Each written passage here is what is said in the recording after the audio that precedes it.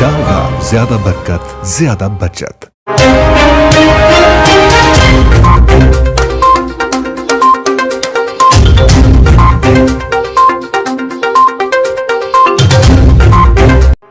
अस्सलामुअलैकुम नाज़रीन, धरती टाइम ऑनलाइन न्यूज़ सां गॾु आऊं आहियां इमरान अली। पेश आहिनि हिन वक्त जूं हेडलाइंस। हज़रत सचल सरमस्त रह जो 200 उर्स मुबारक अॼु खां शुरू। वज़ीर आला सिंध सैयद मुराद अली शाह दराजा शरीफ पहुची मज़ार ते हाज़िरी भरे गुलनि जी चादर चाढ़े उर्स मुबारक जी सरकारी तक़रीबन जो इफ्तिताह करे छॾियो।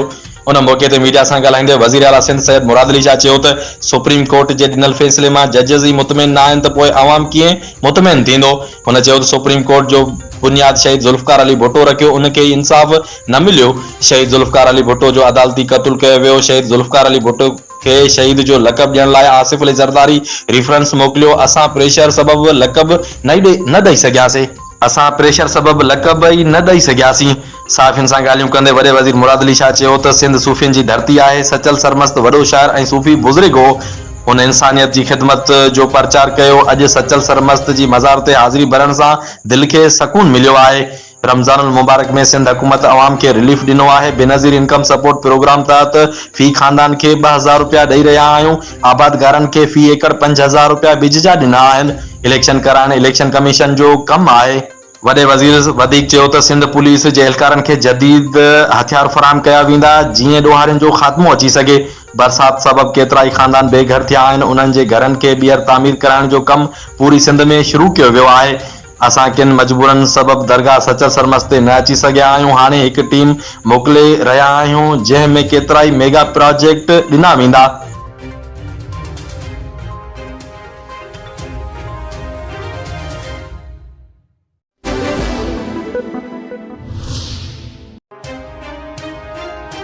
गंबट में पीपी चेयरमैन ऐं परॾेही वज़ीर बिलावल भुट्टो ज़रदारी चयो आहे त पाकिस्तान जी अवाम खे गुर्दनि ऐं जेरे जे इलाज लाइ हाणे भारत न वञणो पवंदो।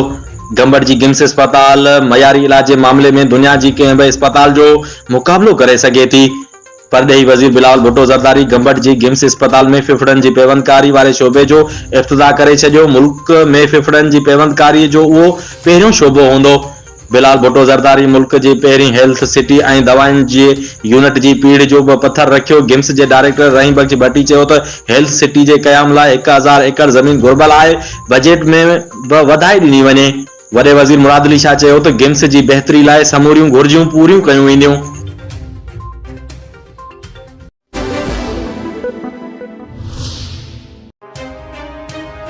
जैकमाबाद में पुलिस एहलकारनि ते ॾंड विझण वारो जिरगो करण ते सरपंचनि समेत 18 ॼणनि खिलाफ़ केस दाख़िल कयो वियो आहे। जैकमाबाद जी अदालत जिरगे जो नोटिस वठंदे कार्रवाई जो हुकुम ॾिनो हो। चंगेज़ खान पंवर जी सरपंची हेठि ॿिनि जवाबदारनि जे मारिजी वञण जो पुलिस एहलकारनि मोहम्मद अली बिरोही ऐं दिलावर सबायो ते 50 लख ॾंड विधो वियो हो। जवाबदार मोहम्मद शेर ऐं बख्तियार जखरानी 2 साल अॻु पुलिस सां मुबैना मुक़ाबले दौरान मारिजी विया हुआ। सरकार जी मुदायत में जिरगो कंदड़नि खिलाफ़ सिटी थाणे ते केस दाख़िल कयो वियो आहे।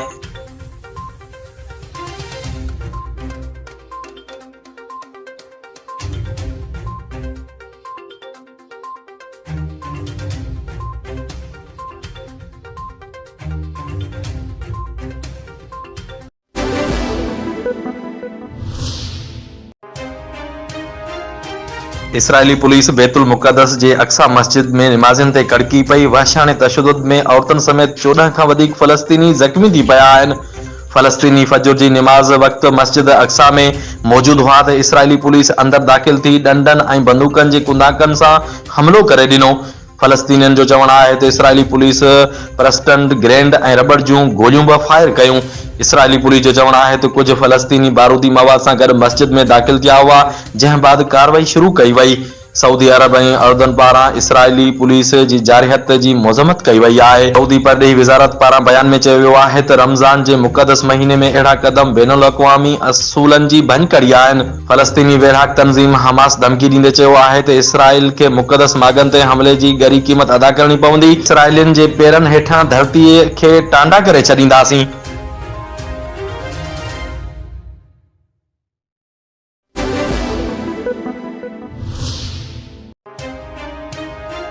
नौजवान महबूबा के तोहफे में बम मोकिले छॾियो, घोट मारिजी वियो। भारत में हिकु आशिक खे पंहिंजी महबूबा जी शादी बर्दाश्त न थी ऐं उन जो बदिलो वठण जे लाइ छोकिरीअ खे शादी जे मौक़े ते होम थिएटर में बम मोकिले ॾिनो, जेको फाटण सबबि घोट मारिजी वियो। भारतीय मीडिया मूजिबि हीउ वाक़ियो रियासत छत्तीसगढ़ जे ज़िले कबीरधाम में पेश आयो, जिते पुलिस जे तरफ़ां ॿुधायो वियो आहे त हिकु सरजू नाले नौजवान पंहिंजी महबूबा खे शादी जे मौक़े ते होम थिएटर म्यूज़िक सिस्टम जो तोहफ़ो ॾिनो, जंहिं में हुन बम लिकाए रखियो हो। पुलिस मूजिबि जीअं ई घोट जे तरफ़ां म्यूज़िक सिस्टम खे हलाइण जे लाइ बिजली सां लॻायो वियो त ज़ोरदार धमाको थियो, जंहिं जे नतीजे में घोट मारिजी वियो। जॾहिं त घोट जो भाउ बि ज़ख़्मी थी पियो, जंहिंखे इस्पताल मुंतक़िल कयो वियो, जेको ज़ख़्मनि जा ताब न सहंदे इलाज दौरान फ़ौत थी वियो। पुलिस मूजिबि धमाके सबबि घर जूं भितियूं ऐं छित किरी पई। वाक़िए बाद जवाबदार खे गिरफ़्तार कयो वियो, जंहिं पंहिंजे ॾोह जो एतिराफ़ करे वरितो आहे।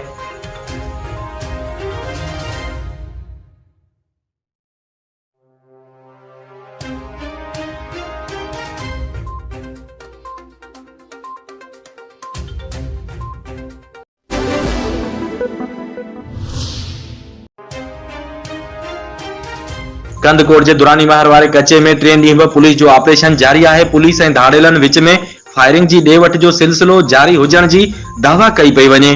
पुलिस धाड़ेलनि जे थाकनि ऐं सनन पोखियल कणक जे फसल खे बाहि ॾेई छॾी। 2 ॾींहं अॻु धाड़ेलनि जे हमले में SHO अब्दुल लतीफ़ मीरानी शहीद, DSP कलंदर बख्श सुमरो ऐं पुलिस एहलकार इसहाक मीरानी ज़ख़्मी थी पिया हुआ। SSP इरफान समो दावा कई हुई त पुलिस ऑपरेशन में 11 खां 12 धाड़ेल मारजण जी दावा कई वई हुई, पर पुलिस हिकु बि धाड़ेल जो लाश हथ न करे सघी आहे।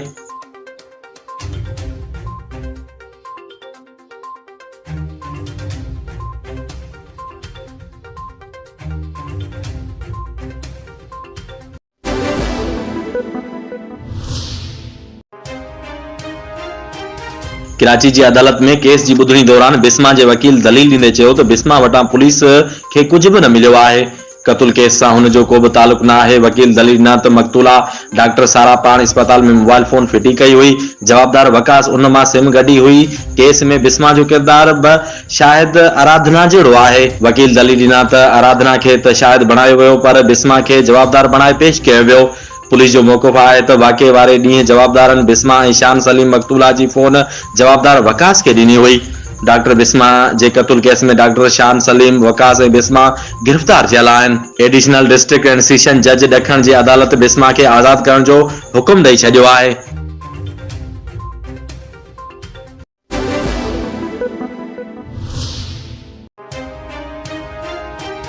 सुप्रीम कोर्ट सीनियर सहाफ़ी अरशद शरीफ क़तल बाबति पाण मुरादो नोटिस केस जी 18 मार्च जी ॿुधणी जो लिखत में हुकुमनामो जारी करे छॾियो आहे। लिखत में जारी कयल हुकुमनामे में चयो वियो आहे त अरशद शरीफ केस जांच ते अदालत खे मुतमिन न कयो वियो त जुडिशियल कमीशन ठाहियो वेंदो। अरशद शरीफ फैमिली जे वकील शौकत सिद्दीकी अदालती कार्रवाई ते एतिराज़ उतारियो। शौकत सिद्दीकी मूजिबि सुप्रीम कोर्ट GIT जांच जी निगरानी नथी करे सघे। हुकुमनामे में चयो वियो आहे त सुप्रीम कोर्ट बुनियादी हक़नि बाबति मामलनि जी निगरानी ऐं जांच कराए सघे थी। एडिशनल अटार्नी जनरल कीनिया ऐं UAE मां कानूनी मदद बाबति आगाह कयो। एडिशनल अटार्नी जनरल मूजिबि केनियन अख़्तियारनि अञा ताईं कानूनी मदद जो को बि जवाब नाहे ॾिनो। सुप्रीम कोर्ट हुकुमनामे में चयो आहे त ख़सूसी GIT खे परॾेह मोकिलण खां जांच जे लाइ 3 हफ़्ता वधीक ॾिना वञनि। अहम बुनियादी हक़नि जो मामिलो हुजण सबबि अदालत जांच जे लाइ जुडिशियल कमीशन ठाहे सघे थी। अरशद शरीफ क़तल हिकु वॾे सहाफ़ी जे क़तल खां अलावा बुनियादी हक़नि जो मामिलो आहे। अरशद शरीफ क़तल जी जांच लाइ सुप्रीम कोर्ट खे 5000 खां वधीक ख़त लिखिया विया। सुप्रीम कोर्ट अरशद शरीफ क़तल जी साफ़ ऐं शिफ़ाफ़ जांच कराइण चाहे थी। सुप्रीम कोर्ट चयो आहे त केस जी वधीक ॿुधणी अप्रैल जे महीने में थींदी।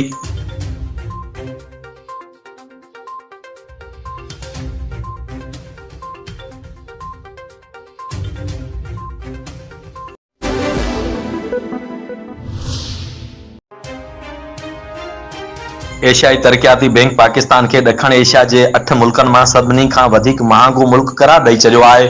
रिपोर्ट मूजिबि पाकिस्तान में मौजूदा माली साल महांगाई जी शरह 27.5% रहंदी। ADB रिपोर्ट मूजिबि ख़िते में श्रीलंका 24.4% सां महांगाई जे हवाले सां ॿिएं, जॾहिं त अफगानिस्तान 13.8% सां 3 नंबर ते आहे। ॾखण एशिया में चोथों महांगो मुल्क बांग्लादेश आहे, जिते महांगाई जी शरह 8.7% आहे, जॾहिं त भारत में हलंदड़ साल महांगाई 5% रहण जो इम्कान आहे। रिपोर्ट में चयो वियो आहे त नेपाल में महांगाई 7.4%, भूटान में 5.5% ऐं मालदीव में 4.5% रहंदी। एशियाई तरक्याती बैंक पाकिस्तान में मुआशी शरह 0.6% रहण जी अॻकथी कई आहे। वाज़े रहे त नाणे वारी वज़ारत माहवार इकनॉमिक अपडेट आउटलुक रिपोर्ट में रुपए जी क़ीमत में घटिताई ऐं महांगाई पेट्रोल शयुनि सबबि मुल्क में महांगाई वधीक रहण जो इम्कान ज़ाहिर कयो आहे। वाज़े रहे त नाणे वारी वज़ारत माहवार इकनॉमिक अपडेट आउटलुक रिपोर्ट में रुपए जी क़ीमत में घटिताई ऐं महांगे पेट्रोलियम शयुनि सबबि मुल्क में महांगाई वधीक रहण जो इम्कान ज़ाहिर कयो आहे। रिपोर्ट मूजिब फरवरी 2023 में महांगाई 31.25% रहंदी, जंहिं सबबि महांगाई में वधीक वाध जो इम्कान आहे। हफ़्तेवार महांगाई अॻे 46% जी बुलंद तरीन सतह ते पहुची चुकी आहे।